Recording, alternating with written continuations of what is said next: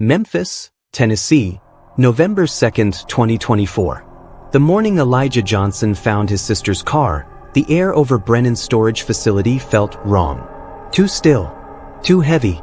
As if it knew what waited inside Unit 47. Elijah stood before the half-open metal door, chest tightening, breath coming thin and sharp. The padlock lay on the ground, sliced clean through. The tarp was already pushed back. Beneath it, a dark blue 1995 Honda Civic, Tennessee plate 739 km. A car he had memorized down to every dent and scuff.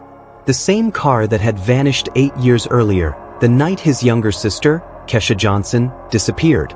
And in the driver's seat, still buckled, slumped forward, skeleton framed in shadow, sat a body in dark blue nursing scrubs.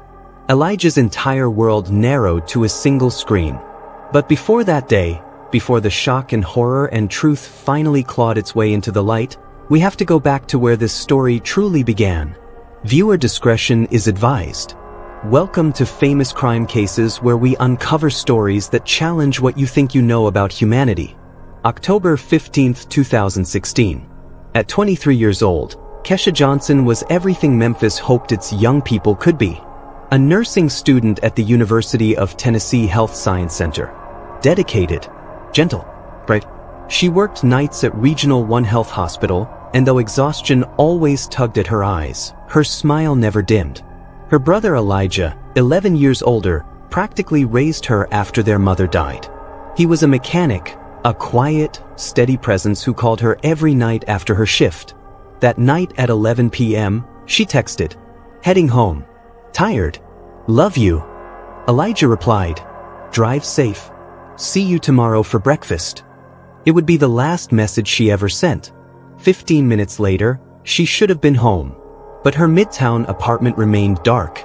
No sign of her car. No sign of her.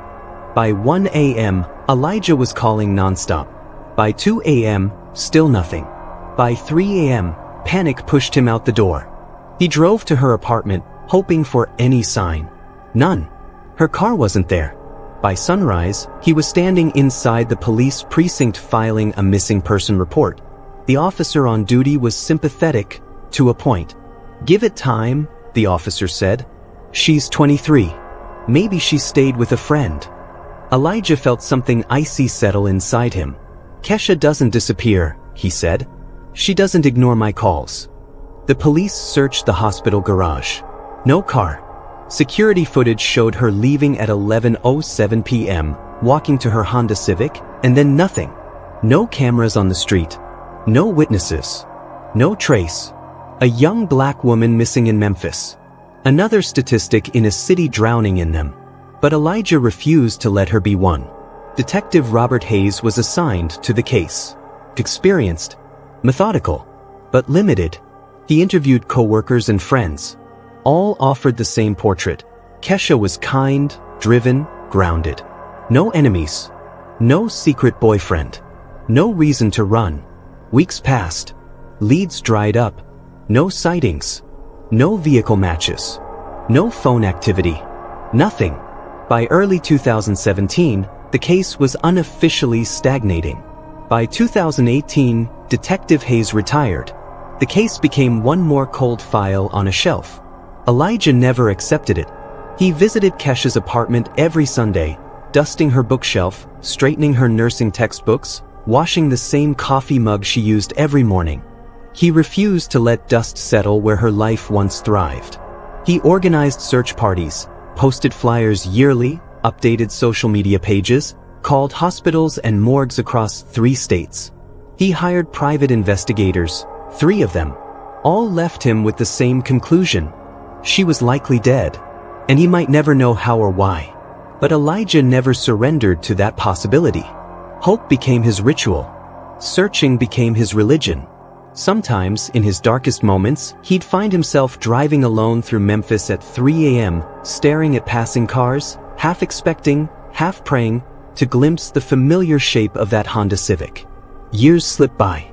Grief calcified into something harder, something that kept him awake nights and haunted him during the day. Until November 2024 came, carrying something he never expected. A clue. On November 2nd, Elijah scrolled through Facebook, eyes numb from lack of sleep, when he saw it. Storage unit auction, Brennan Storage Facility, Saturday, 10 a.m. It wasn't unusual for him to go. Auctions offered distraction, sometimes useful parts he could resell. But that morning, something tugged at him. He drove to the sprawling complex on Winchester Road. Rows of orange metal units glinted in the late morning sun. About 30 people were already gathered, regular bidders, hustlers, curiosity seekers. The auctioneer lifted his clipboard and began. Unit 47 was next. The lock had already been cut by staff, per auction procedure. A faded tarp covered something large. Bidding starts at $100, the auctioneer said. Elijah felt an inexplicable pull. He raised his hand. The number climbed. At $500, the crowd fell silent. Sold to bidder number 14, the auctioneer announced. Elijah paid, collected the key, and left. He told himself he'd pick up whatever was inside tomorrow. But by 2 p.m., curiosity gnawed at him. He returned. He rolled open the door. Dust swirled in soft sunlight. The tarp lay wrinkled on the floor. And then he saw it. The dark blue Honda. 1995. Tennessee license plate 739 KL. His legs buckled. He staggered forward, bracing himself on the cold metal doorframe. Breathing hurt. His vision blurred. He peered inside the driver's window. A skeleton in hospital scrubs. Seatbelt still fastened. Head tilted forward, as if exhausted after a long shift. Elijah's scream echoed through the storage facility like a wounded animal. His hands shook so violently he could barely dial 911. My sister, she's here, she's dead, please help. Police arrived quickly. Yellow tape went up. Officers swarmed the unit. The car was sealed off. Elijah was escorted to a patrol car, not in handcuffs, but not free to leave either. The nightmare was just beginning. At the precinct, fluorescent lights hummed coldly overhead. Elijah sat alone in a windowless room, fingers laced tightly, eyes unfocused. 2 detectives entered. Detective Mark Sullivan, sharp-eyed, skeptical. Detective Nicole Carter, calm, patient, methodical. Bad cop, good cop. Hours of questioning followed. How did you know the car was in that unit? Why did you bid on it? Have you ever visited Brennan Storage before? Did you know Todd or Kyle Brennan? Did you kill your sister? Every question pierced him, but he answered all the same. No, no, no, no. And finally, with tears streaking his face, absolutely not. I spent 8 years trying to find her. His grief could not be faked. Even Sullivan saw that. Still, the police were under pressure. A body hidden for 8 years. A brother who just happened to find it. A suspicious unit. A forged lease. The media swarmed the story within hours. Headlines spread across Tennessee. Body found in storage unit after 8 years. Brother finds sister's remains by accident. Elijah's life collapsed under public scrutiny. But then someone stepped into the room who would change everything. A civil rights attorney known for dismantling corrupt cases. Angela Brooks, tall, poised, relentless, walked into the precinct the next morning with a folder thick as a textbook and a presence that filled the room. Detectives, she said coolly, my client will not answer another question without me present. And unless he's being charged, we're leaving. She guided Elijah out of the station like she had been doing it her whole life. Then she began digging. Angela subpoenaed storage facility records. As she sifted through paperwork and timestamp logs, a pattern emerged, one so meticulously hidden it almost stayed buried. 1. The rental agreement for Unit 47 was signed in Kesha's name. 3 days after she vanished. A forensic handwriting expert later confirmed. The signature was forged. 2. The payment logs showed monthly cash payments for 8 years. All recorded in the middle of the night. Suspicious, unprofessional, and unlikely to be coincidence. 3. Security footage within the facility, limited but functional, revealed the same man entering after hours dozens of times. Kyle Brennan, son of the facility's owner, Todd Brennan. Kyle had worked security at Regional 1 in 2016. Co-workers described him as overly friendly, pushy, obsessed with certain nurses. One of those nurses was Kesha. Kyle quit his job 3 days after she vanished. When detectives dug deeper, they discovered more troubling details. Kyle had a history of stalking complaints that never escalated to formal charges. Todd had multiple protected units in his facility that were never auctioned, regardless of payment status. Unit 47 had been marked "Do Not Auction" for 7 years. But someone, an assistant manager unaware of the flag, overrode the mark. And that mistake cracked open a murder hidden in plain sight. A criminal case was risky. Too much time had passed. Evidence was scarce. DNA degraded. Kyle's fingerprints? None recovered. So Angela pivoted.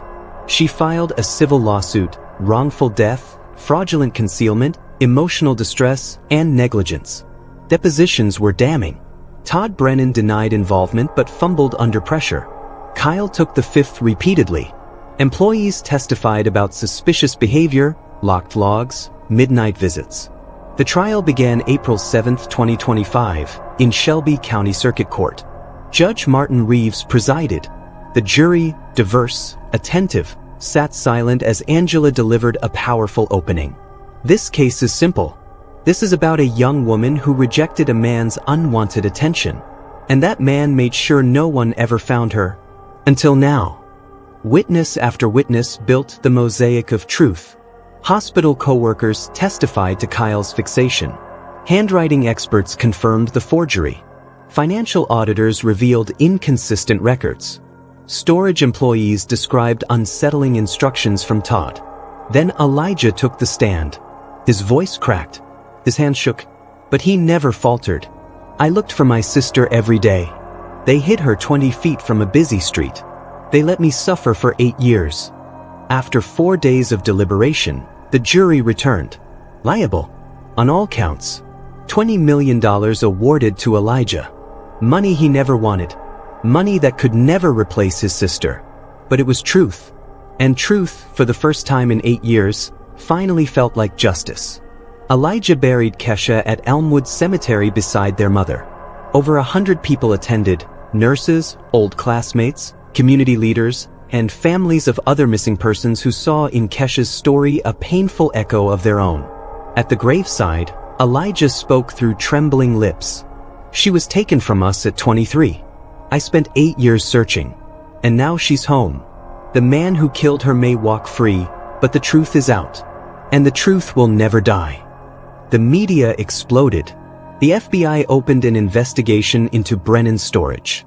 Kyle Brennan moved to Florida, living quietly but under constant public scrutiny. Todd's business collapsed under lawsuits and federal audits. And Elijah? He turned grief into purpose. He founded the Kesha Johnson Foundation, a nonprofit supporting families of missing persons. It provided search assistance, legal aid, social media campaigns, and grief counseling. Every Sunday, Elijah visited Kesha's grave, bringing sunflowers, her favorite. He updated her on every cold case the foundation helped, every family given closure, every mother reunited with a missing child. "Kesha," he would whisper, "they won't go missing in silence anymore. I promise." In the end, it wasn't perfect justice. Kyle Brennan never faced handcuffs, never faced prison. But the truth surfaced. The lies collapsed. A brother's devotion shattered an 8-year illusion. And a $500 auction bid ended one of Memphis's quietest tragedies. Elijah Johnson lost his sister, but he gained a mission that would save others. Because sometimes justice isn't a verdict. Sometimes it's the truth finally being heard. And sometimes that truth begins with something as ordinary as a dusty storage unit on Winchester Road, and a brother who refused to stop searching. If you found the story meaningful, consider subscribing to Famous Crime Cases for more real-life investigation and human stories.